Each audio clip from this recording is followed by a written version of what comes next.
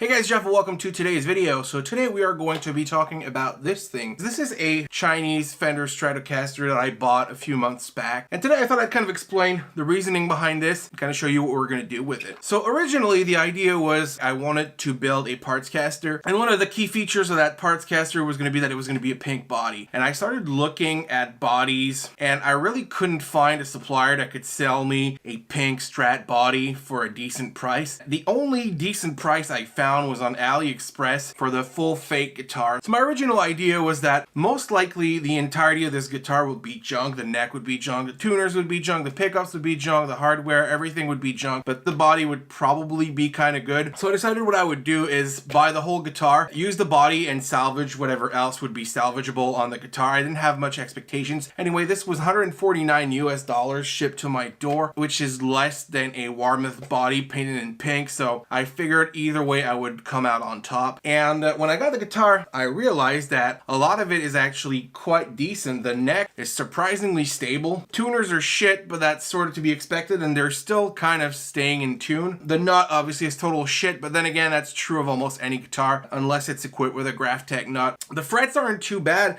It just has like this one high fret around here that we're going to take care of in a minute. The electronics, of course, are really junk. The pickups are shit. The volume is really, really low. Once I got that in, I figured I could probably salvage the neck, the body, and most of the electronics, the hardware, and have a pretty decent guitar. To be honest, when this came in, if it wasn't for the high fret, I would say this is about on par with a Squier Bullet, but unlike the Bullet, it has a pink body. So I decided to look for some replacement pickups, and I was actually quite impressed. I found a set of Wilkinson WHMS, which are apparently not that bad of pickups. I guess we're going to find out really soon, and they were like 30 bucks. I got a Graphtec Tusk nut. Obviously, this is super important. So what we're going to do today is essentially open up that guitar, replace the pickups, replace the nut, change the strings, do a basic setup on the guitar, fix that high fret down here. Hopefully by the end of this video, I'll have a playable fake Strat. I am equally as curious to see if we can make this a playable guitar as I am to see what a $30 set of Wilkinson pickups can actually do. Okay, so now we're in the shop. I'm going to kind of show you what we're going to do. So this is the Tusk nut that's going to go in there. And these are Wilkinson WHMS pickups we are going to put in the guitar.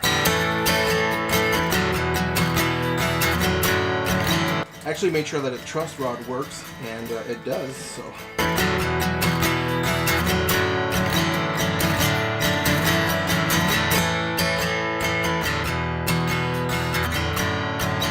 The spring shouldn't be loaded like that. We're gonna straighten out the springs.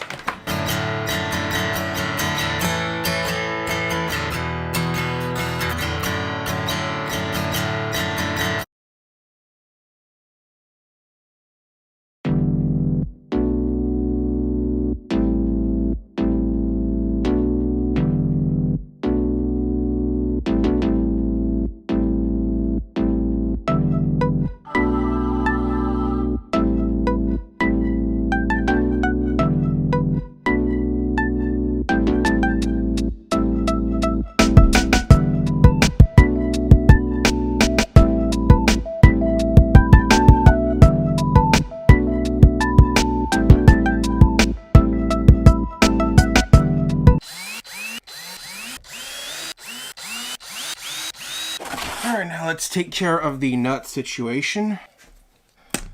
There that goes. This wasn't properly slotted, obviously, so this is not gonna fit.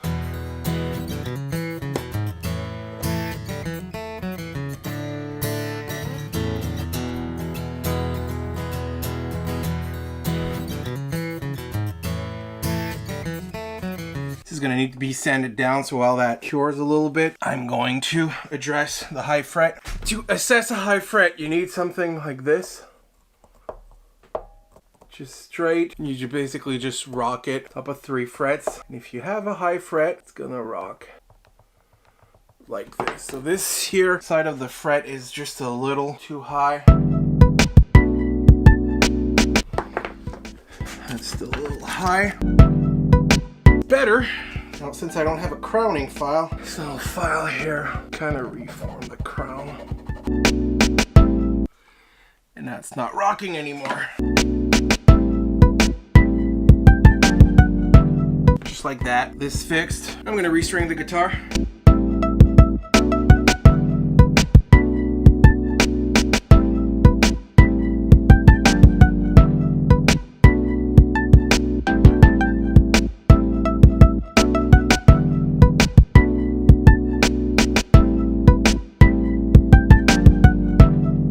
Alright, so now we got the guitar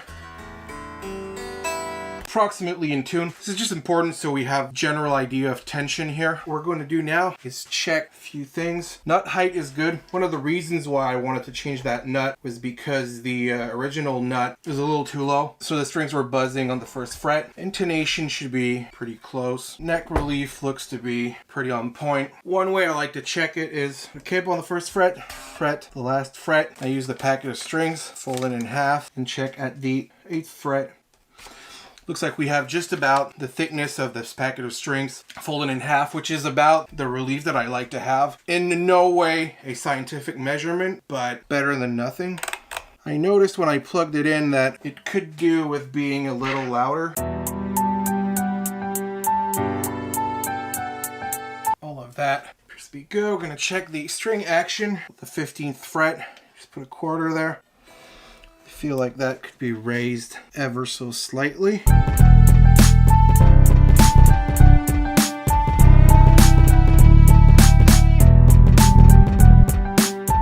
This looks quite good. We're gonna go check on the intonation. All right, so we're now back in the studio. Tune up the guitar.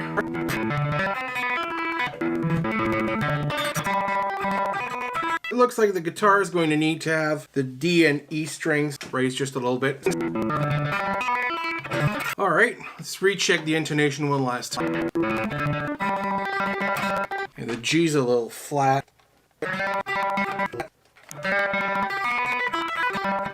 It's gonna have to do, I mean.